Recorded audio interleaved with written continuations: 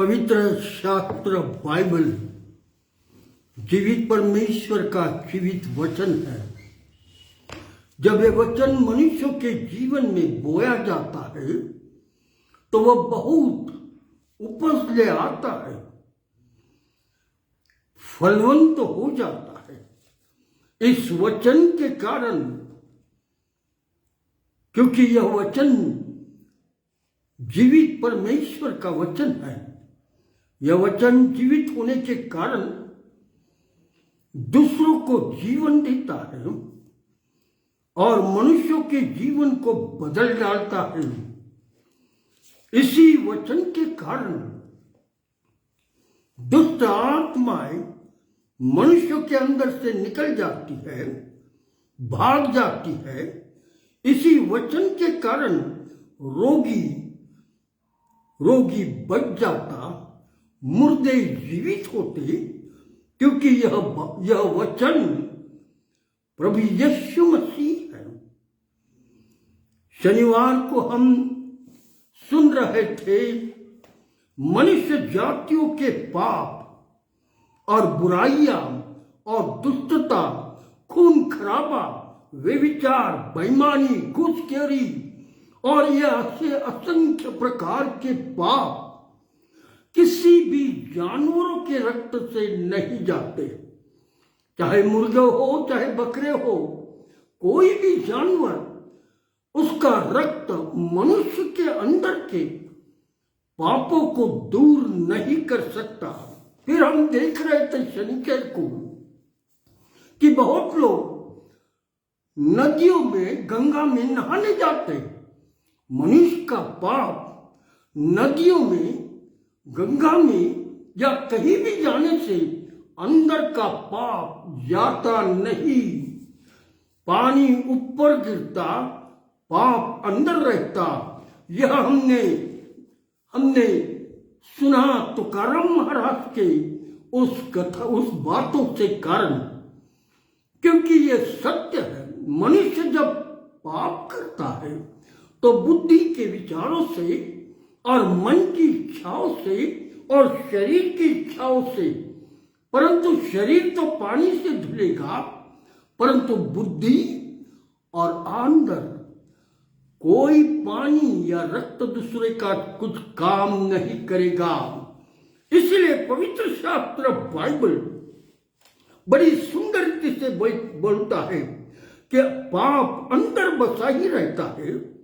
यह काम वो ही कर सकता है जिस परमेश्वर ने मुझे और आपको इस संसार में रखा है। वो ही परमेश्वर जीवित होने के कारण उसमें वो कार्य और सामर्थ्य है कि मुझे और आपको किस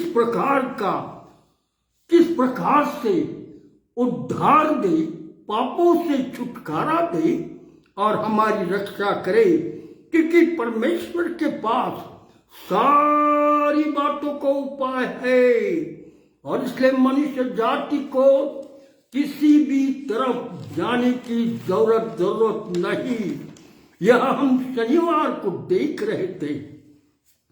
परमेश्वर ने मनुष्य जाति को संसार में निर्माण करने के पहले यह प्लान बना रखा था।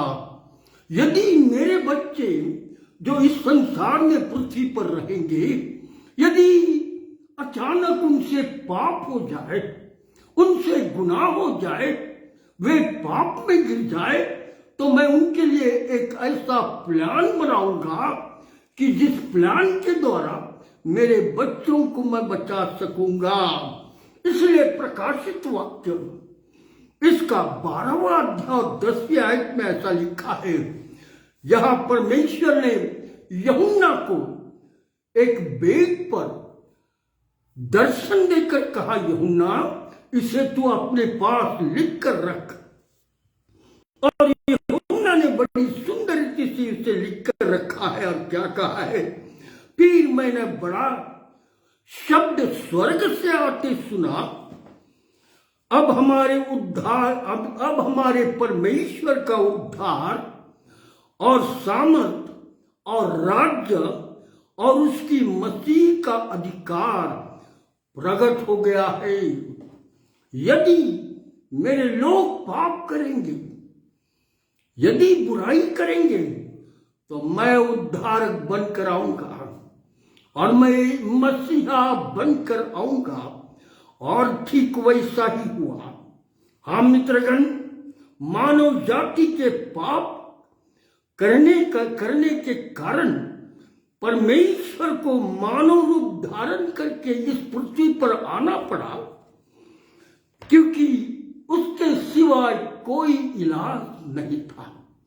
इसलिए परमेश्वर ने स्वयं यीशु नाम लेकर इस पृथ्वी पर आया, क्योंकि यीशु इस शब्द का अर्थ उद्धार, मनुष्य जाति में उद्धार। क्योंकि परमेश्वर पिता को यह मालूम हो गया, यदि मेरे बच्चे पाप की जीवनी में मरेंगे, उनके आत्मा और शरीर का नाश हो जाएगा। मित्रगण, जो स्वर्गीय पिता तुम्हें और मुझे निर्माण करा है, इस संसार में रखा है, वो ही तो जानेगा। और उसने इस बात को देखा, यदि मैं नहीं आऊं इस पृथ्वी पर, तो मेरे लोग जिन्हें मैंने इस पृथ्वी पर रखा, वे पाप और बुराई में मर जाएंगे और उनकी शरीर का भी नाश, आत्मा भी नाश। और ये परमेश्वर का बहुत बड़ा नुकसान होता था, क्योंकि परमेश्वर जीवन है, परमेश्वर अनंत जीवन है। क्योंकि परमेश्वर पिता इस सारी बातों को जानता था, इसलिए परमेश्वर ने कहा, कोई जानवरों का रक्त, कोई भी मनुष्य जाति नदी नालियों के पानी से शुद्ध नहीं हो सकता, जिसका अंदरूनी मनुष्य जाति को कोई भी मनुष्य जाति का कोई भी संबंध पानी से और लहू जो जानवरों का, उससे नहीं है। क्योंकि उन्होंने, ना पानी ने हमको बनाया, न किसी जानवर ने हमको बनाया। हमको बनाने वाला जो स्वर्ग का परमेश्वर है, वो ही हमारी स्थिति को ठीक कर सकता। इसलिए यीशु मसीह के जन्म के पहले, यीशु मसीह के जन्म के पहले 722 वर्ष पूर्व एशिया नबी ने, जो भविष्यद्वक्ता था, उसने एशिया नबी की किताब इसका 7वां अध्याय और 14वीं आयत में ऐसा लिखा, इस कारण प्रभु परमेश्वर एक चिन्ह देगा, सुनो, एक कुंवारी गर्भवती होगी, वो पुत्र जनेगी और उसका नाम इम्मानुएल रखा जाएगा। मित्रगण, जब तुम वचन सुनते हो तो क्लियर सुनो, ताकि आपको पता लगेगा रियलिटी क्या है। यहां साफ लिखा है, इस कारण प्रभु एक चिन्ह देगा, सुनो, एक कुंवारी गर्भवती होगी, एक पुत्र जनेगी और उसका नाम इम्मानुएल रखा जाएगा। इम्मानुएल शब्द का अर्थ स्वर्ग का परमेश्वर मनुष्यों के मध्य में। मेरा विश्वास है आप सुन रहे हैं, स्वर्ग का परमेश्वर मनुष्यों के मध्य में। और इसलिए ऐसा कहा हुआ है यूहन्ना रचित सुसमाचार 1 अध्याय 18वीं आयत में, परमेश्वर को किसी ने कभी नहीं देखा, परंतु उसके एकलौते पुत्र ने उसे जाहिर किया, प्रकट किया। फिर एक बार मैं पढ़ता आपके लिए, परमेश्वर को किसी ने कभी नहीं देखा, एकलौता पुत्र जो पिता की गोद में है, उसी ने उसे प्रकट किया। आम मित्रगण, परमेश्वर को कभी किसी ने नहीं देखा, परंतु उसका एकलौता पुत्र यीशु ने स्वर्ग के परमेश्वर को मनुष्य जाति के मध्य में प्रकट किया है। इस परमेश्वर के पुत्र के लिए एशिया भविष्यद्वक्ता ने 742 वर्ष पूर्व 1222 बार यीशु मसीह के स्वर्ग से इस संसार में आने के विषय में भविष्य लिखे हुए हैं। इसीलिए पवित्र शास्त्र बाइबल में यशायाह नबी की किताब इसका 9वां अध्याय और दूसरे आयत में क्या लिखा है? लोग अंधकार में चल रहे थे, उन्होंने बड़ा उजियाला देखा, और जो लोग घोर अंधकार के से भरे हुए मृत्यु के देश में रहते थे उन पर ज्योति चमकी। जब यह बात यशायाह नबी लोगों से कहने लगा कि ऐसा होने जा रहा है, तब उन पर उजियाला चमका। हाँ मित्रगण, इस संसार में लोग पैदा होते थे, रहते थे, खाते पीते थे, मर जाते थे, परंतु उनके आगे के जीवन के लिए कोई भी मार्ग इस संसार में नहीं था। ये मार्ग कोई तैयार भी नहीं करने वाला था, परंतु परमेश्वर के पास इसकी योजना थी, क्योंकि मनुष्य अंधकार में चल रहे थे और मृत्यु की छाया में चल रहे थे, उनके लिए कोई जीवन नहीं था। और इसीलिए बड़े सुंदर रीति से पवित्र शास्त्र आगे इस बातों को कहता है। इसलिए परमेश्वर की ओर से यह भविष्य किया गया। सुनिएगा यशायाह नबी की किताब इसका 9वां अध्याय और उसकी 6वीं आयत में क्या लिखा है? क्योंकि हमारे लिए एक बालक उत्पन्न हुआ, हमें एक पुत्र दिया गया, और प्रभुता उसके कंधे पर होगी रहेगी, और उसका नाम अद्भुत युक्ति करने वाला पराक्रमी परमेश्वर होगा, और शांति का राजकुमार होगा, और अनंत काल का पिता होगा, और उसके राज में शांति होगी, और यह शांति का राजकुमार उसका नाम रखा जाएगा। आज हम देखते हैं जहां कहीं भी अच्छे काम होने लगते हैं तो लोग कहते मसीहा है, ये मसीहा बनकर खड़ा हुआ है। हाँ, मसीहा जहां शांति होती है वो मसीहा होता है। हाँ मित्रगण, परमेश्वर का वचन बड़ी सुंदर रीति से हमारे पास आ रहा है।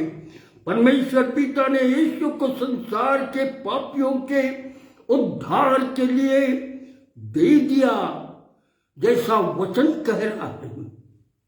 वह यीशु बलिदान के वेदी पर काटा गया और अपना रक्त मनुष्य जाति के पापों के लिए बहाया है। क्योंकि बलिदान की प्रथा इब्राहिम उसका बेटा इसहाक था। जब परमेश्वर ने उससे कहा इब्राहिम अपना बेटा इसहाक तू मुझे अर्पण कर, तो इब्राहिम इसहाक को लेकर मोरिया देश चला गया और वहां पर बलिदान के लिए एक वेदी बनाई। वेदी पर लकड़ी रखी और लकड़ी पर इसहाक को बांध कर रखा, और उसको अब बाप छुरी उठाकर मारने ही वाला था। उतने में स्वर्गदूतों ने उसका हाथ पकड़ लिया, क्योंकि अब्राहम का पुत्र इसहाक का रक्त मनुष्य जाति के पापों को क्षमा नहीं कर सकता था। उसका बलिदान व्यर्थ ठहरता था। इसीलिए परमेश्वर ने इब्राहिम का हाथ पकड़ लिया और कहा, देख वो मेमना झाड़ी में जो है उसे ला और काट। मेमना मित्रगण, मनुष्य का रक्त किसी भी मनुष्य को पापों से छुटकारा नहीं दे सकता, और इसलिए स्वर्ग का परमेश्वर जो निष्कलंक है उसी का रक्त मनुष्य जाति को पाप से छुटकारा दे सकता। इस पर इसहाक का बलिदान मनुष्य के लिए कोई काम का नहीं है, इसलिए परमेश्वर ने रोक लिया। परंतु यहां परमेश्वर के पुत्र यीशु के लिए बलिदान की वेदी नहीं बनाई गई। देखो, वहां इब्राहिम ने वेदी बनाई, और हम मनुष्य जाति जानते हैं कि बलिदान करना है तो वेदी बनाते हैं। परंतु यहां पर क्या बात हो गई, यीशु के लिए कोई वेदी नहीं बनाई गई। क्या मिस्ट्री है, यह बहुत बड़ी मिस्ट्री है। यह सब समझे ऐसी मेरी इच्छा है। और यह मिस्ट्री क्या है, देखो यह परमेश्वर का प्लान कि पुत्र को मैं संसार में बलिदान करने के लिए भेज रहा हूं। यह प्लान शैतान को मालूम हुआ और शैतान को मालूम होने के कारण परमेश्वर का पुत्र पापियों के लिए मारा जाने वाला है। और यह बात उसके जब कान में आई तो उसने कहा यह अच्छा होगा, जब परमेश्वर का पुत्र इस संसार में आएगा तो हम देख लेंगे। शैतान ने यह सुनकर अपना प्लान बनाया और यह प्लान बेबीलोन के टावर बनाने के समय बनाया, जो उत्पत्ति किताब इसका 10वां और 11वें आयत में लिखा है। क्योंकि शैतान परमेश्वर की संतान जो इस पृथ्वी पर है, उन्हें पाप और बुराई और दुष्टता में डालकर नाश करने की पूरी योजना बना डाली है।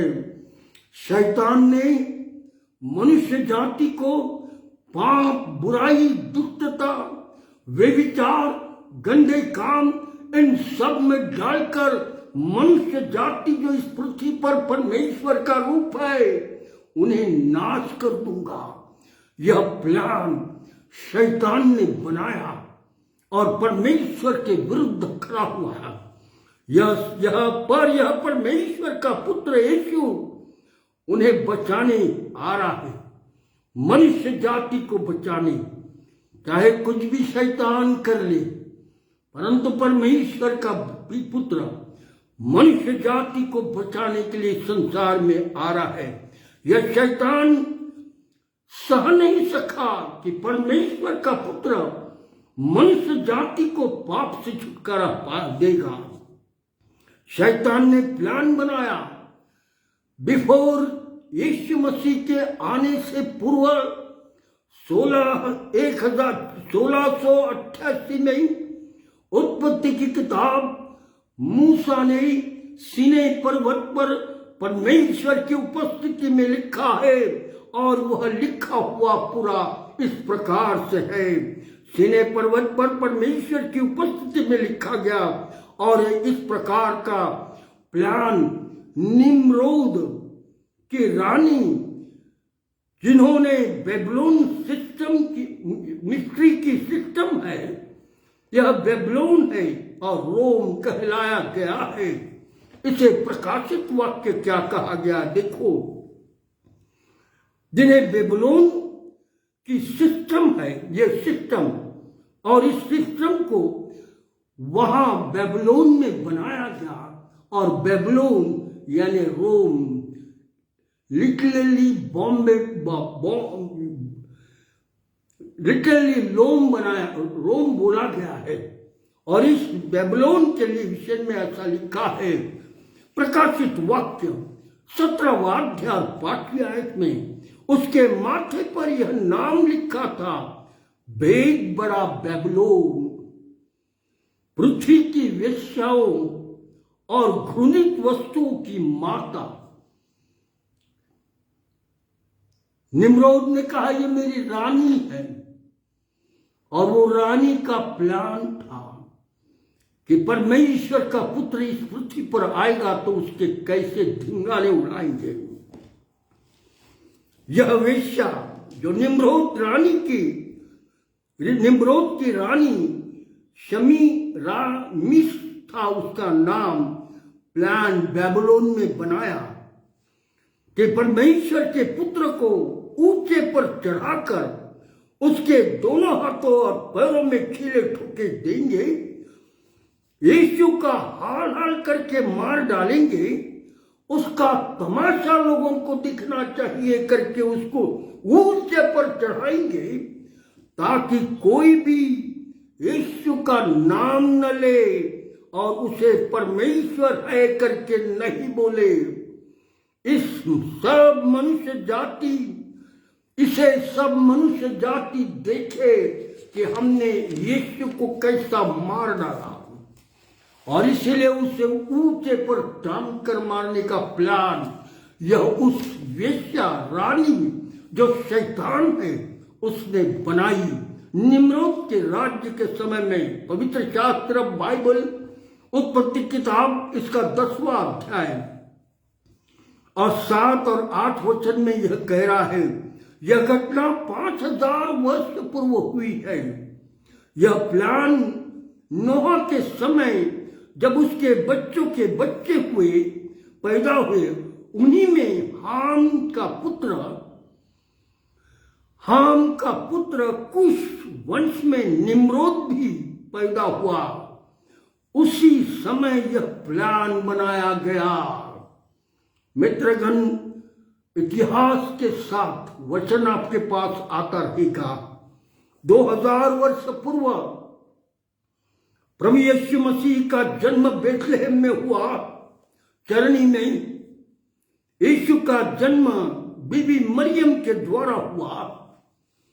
शैतान इस परमेश्वर के पुत्र के पीछे पड़ा हुआ था कि किसी रीति से मैं इसे घात करूंगा, मार डालूंगा। शैतान ने हेरोदस राजा को खड़ा किया कि जैसे हेरोदस राजा ने सुना परमेश्वर का पुत्र इज़राइल देश का राजा बेथलेहम में पैदा हुआ है, उसने सारे सिपाहियों को कहा, जितने भी 1 दिन से लेकर तो 2 साल की उम्र तक के जितने बच्चे बेथलेहम नगरी के आसपास के गांव में मिलेंगे, उन सबको मार डालो।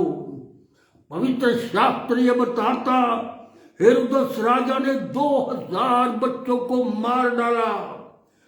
परंतु चमत्कार इस बात का है, बच्चे हजारों मर गए थे, परंतु परमेश्वर को यह मालूम हुआ कि मेरे पुत्र को हेरोदस घात करने पर है, इसलिए वो प्लान समझ लिया और समझकर मती रखी सुसमाचार 2 अध्याय और 13वें वचन में परमेश्वर का वचन क्या कहता है। देखो, परमेश्वर ने यूसुफ से स्वप्न में दिखाई देकर कहा, यूसुफ इस बालक को और उसकी माता को लेकर तुरंत यहां से इजिप्ट देश चला जा, इजिप्ट देश मिस्र देश चला जा। और ऐसा कहते उसी समय तुरंत यूसुफ और मरियम उठे, गदी पर बैठे बालक को लेकर और मिस्र देश चले गए। और यहां हेरोदस ढूंढने लगा, बच्चा नहीं मिला, तब 2000 बच्चों को मार डाला। और जब तक मैं तुमसे ना कहूं, प्रभु कह रहा है यूसुफ को, जब तक मैं तुझसे ना कहूं वही मिस्र देश में तू रुका रहना, क्योंकि हेरोदस इस बालक को ढूंढ रहा है और मार डालना चाह रहा है। शैतान यीशु के पीछे लगा हुआ था। यूसुफ मिस्र में रुका रहा जब तक परमेश्वर की आवाज उस पर न आती। रुकते रुकते समय निकल गया और हेरोदस मर गया।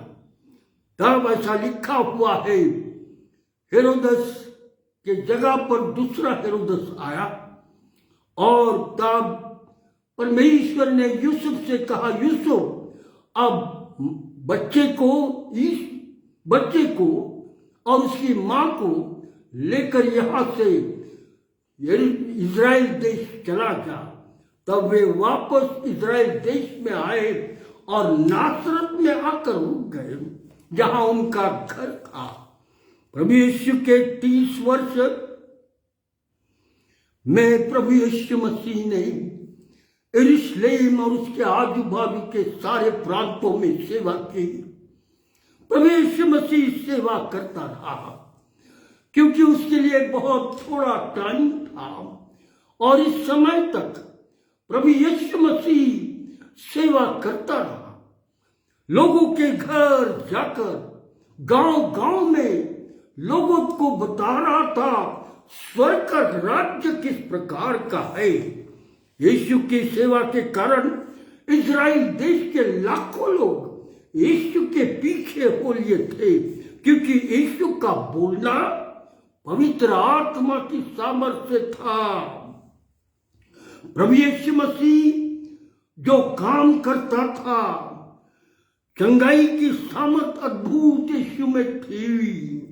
अंधों को हाथ लगाता था और कहता था देखने लग, तब अंधा देखने लगता था। हाँ मित्रगण, पक्षघाती को बोलता था उठ खड़ा हो और चल, वो उठकर चलने और फिरने लगता था। दुष्ट आत्मा से भरे हुए यीशु को देखकर डर जाते थे और कहते थे, और दुष्ट आत्मा को यीशु बोलता था इस मनुष्य के अंदर से निकल जा, और उसी समय दुष्ट आत्मा निकल जाता था। 4 दिन के मरे हुए भी यीशु का आवाज सुनते थे, और जब यीशु का आवाज सुनते थे तो मुर्दे जीवित होते थे और चलने और बोलने और देखने लगते थे और घर जाते थे। लोगों की भीड़ यीशु के साथ जुड़ने लगी। इसीलिए लोग यीशु को यहूदियों का राजा बोलने लगे, इसलिए लोग यीशु को प्रभु का प्रभु बोलने लगे, इसलिए लोग होशाना होशाना होशाना, हमारे यहूदियों का इजराइल देश का राजा, होशाना प्रभु के प्रभु, यह आवाज लोगों के मुंह से तो लोग सुन रहे थे। यरूशलेम के शास्त्री और फरीसी और रोमी सल्तनत यह बात सह नहीं सक रहे थे। उन्हें बड़ी तकलीफ होने लगी और कहने लगे यह तो नासरत यीशु है, और उसके ऊपर टीका करने लगे। उन्होंने यह सुनकर उसे पकड़ने का प्लान बनाया, और इजराइल देश में पर्व था और पर्व मनाया जाता था। उस पर्व में होम बलि दी जाती थी, और इस वक्त ऐसा था कि इस पर्व में सरकार ने, रोमी सल्तनत ने एक गुनहगार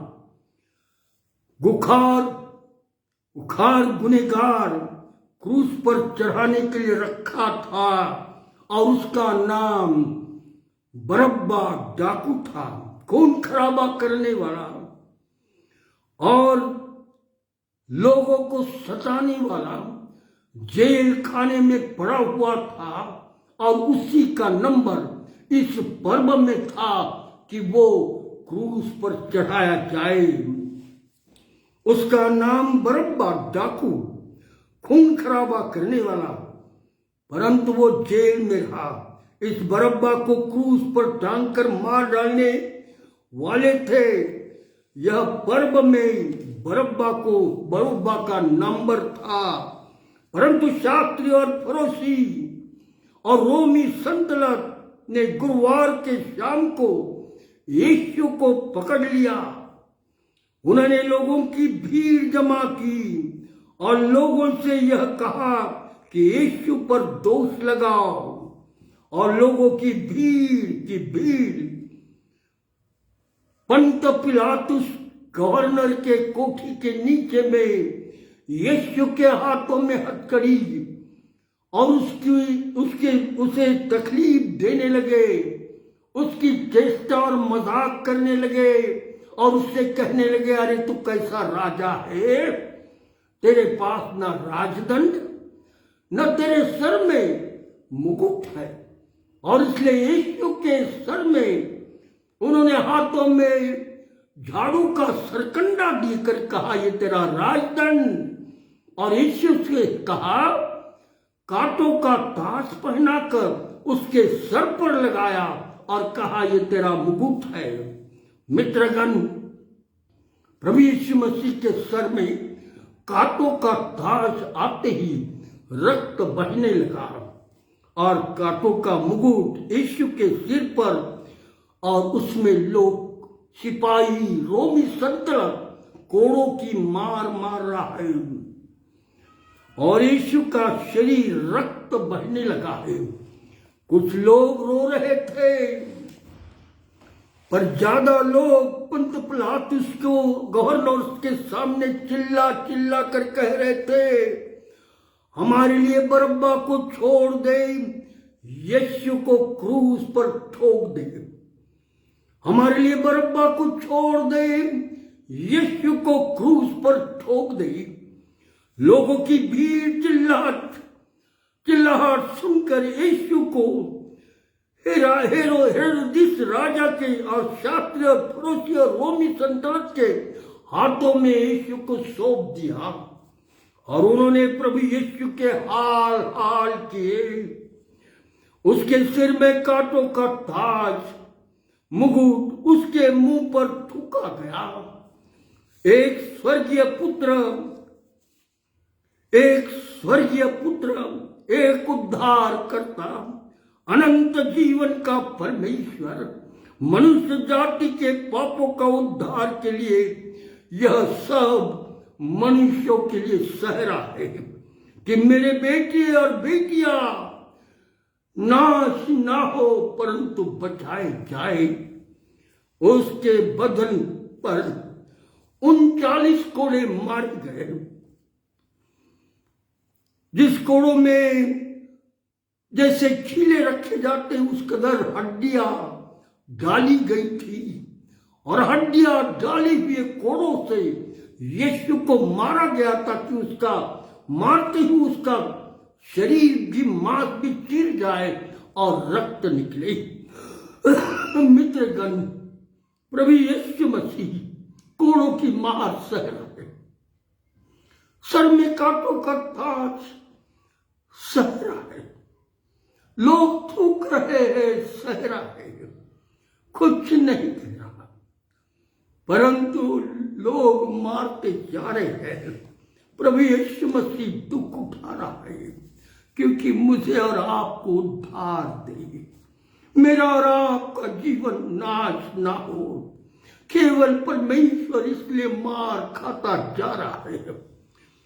उसे वह भारी बोझ जो क्रूस का था, उसे उसके कंधे पर रखा गया और कंधे पर लेकर उठाने लगा। जहां जहां गिरता था कोड़ों की मार रोमी सल्तनत मारते चली गई। प्रभु यीशु मसीह गुलगुता नाम के टेकड़ी पर चढ़ गया। हाँ मित्रगण, मेरे और आपके पापों के लिए परमेश्वर का पुत्र दुख उठा रहा है। वचन में जैसा लिखा है ना, पाप की मजदूरी मृत्यु है, परंतु हमारे परमेश्वर प्रभु यीशु के नाम में अनंत जीवन है। रक्त बहाए बिगर पापों की क्षमा नहीं है, इसलिए परमेश्वर के पुत्र का रक्त बहाया जा रहा है। हाँ मित्रगण, इस परमेश्वर का पुत्र केवल मुझे और आपको बचाने इस पृथ्वी पर आया। मैं और आप पाप से छुटकारा पाए, मेरा और आपका जीवन बदल जाए, मैं और आप एक दूसरे से प्रेम करें, भाईचारा रखें और शैतान की बातों से दूर रहे। जो शैतान हमारे आपस में प्रेम है, उसमें बुराई डालने वाला दूसरा मनुष्य नहीं है, शैतान है। और इसीलिए हम जब तक शैतान के साथ रहेंगे तब तक हम देखेंगे देशों देशों में बैरत्व, गांव गांव में बड़े बैरत्व, प्रांत प्रांतों में बैरत्व, और बैरत्व ही बैरत्व बढ़ता जाएगा और हमारा नाश हो सकता है। और उसके पहले मुझे और आपको अपनी आंखें खोलना, अपनी बुद्धि को खोलना, अंदर आत्मा को खोलना और बड़ी गहराई से विचार करना, क्या मैं नाश होने के लिए इस संसार में हूं या मेरे लिए कोई मार्ग है या नहीं। मित्रगण, पवित्र शास्त्र, परमेश्वर का वचन आपके लिए संपूर्ण अनंत जीवन के मार्गों को खोल के रखा है। केवल आप विचार करो, वचन को पढ़ो, प्रार्थना करो और प्रभु से सत्यता मांगो। वो समय देर नहीं है कि परमेश्वर अपने वचनों के द्वारा आपके जीवन को बदल डालेगा और आपका जीवन नया होगा। मित्रगण, ऐसे कई गवाही हिंदुस्तान में है। लोग गवाही दे रहे हैं कि जब से यीशु के पास आया मेरा जीवन बदल गया। जब से यीशु को मैंने लिया मेरा घर भी बदल गया, शांति का घर हुआ, आनंद का घर हुआ। आज हम पूरा परिवार परमेश्वर की महिमा करते क्योंकि उस प्रभु ने बचा लिया। मित्रगण, आज अगर आपको बचना है, यदि आज आपको यीशु के आज यदि ऐसा लगता मेरे घर में शांति नहीं, मेरे घर में प्रेम नहीं, हम पति पत्नियों में पटना नहीं, झगड़ा होता, बच्चे मानते नहीं, मैं आपको कहता यीशु के पास आ जाओ बड़ी नम्रता से और प्रभु यीशु से कहो, मुझ गुनहगार पर दया कर प्रभु। मैं आपको कहना चाहता, आपने अपने मुख से नम्रता के साथ यदि प्रभु यीशु को कहा मुझ पापी पर दया कर, तो मित्रगण आपके अंदर एक असीम शांति आएगी। आपका जीवन बदलने लगेगा, आपके घर के अंदर की परिस्थिति बदलेगी, आपके आजू बाजू के लोग बोलेंगे देखो ये तो पियकर था, औरत को मारता था, परंतु अब तो सब बदल गया, क्या बात है।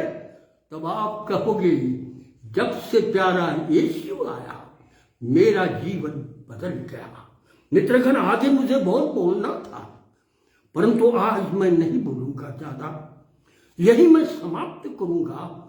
परंतु दूसरे दिन, आज कल मैं नहीं बोल सकूंगा, परसों मैं शाम को इसके आगे की जो बातें मेरे पास है वो आपको देने के लिए शाम को 7 बजे परसों बैठूंगा।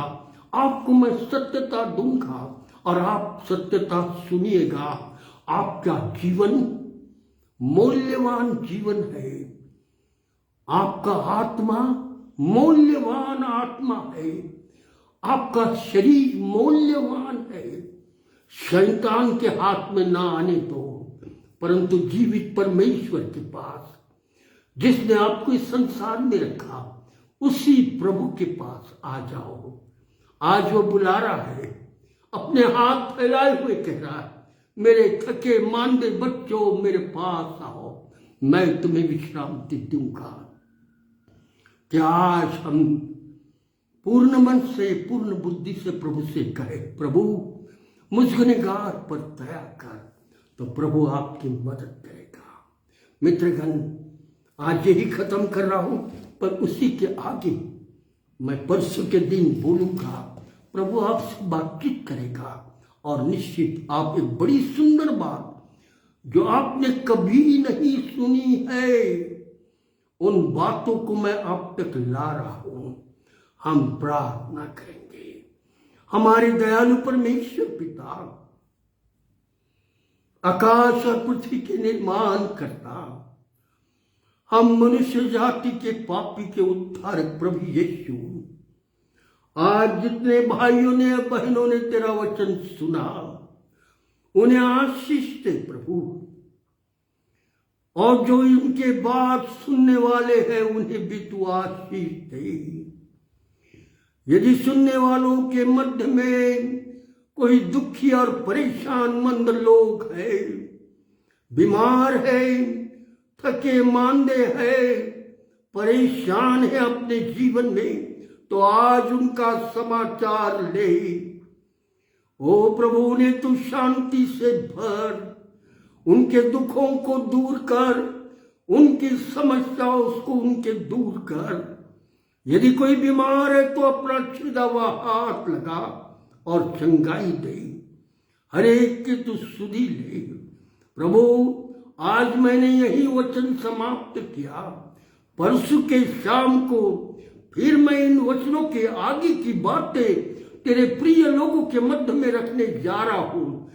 लोग सुन सके ऐसा होने चाहिए। धन्यवाद देते यीशु के नाम से। आमीन आमीन। Thank you very much.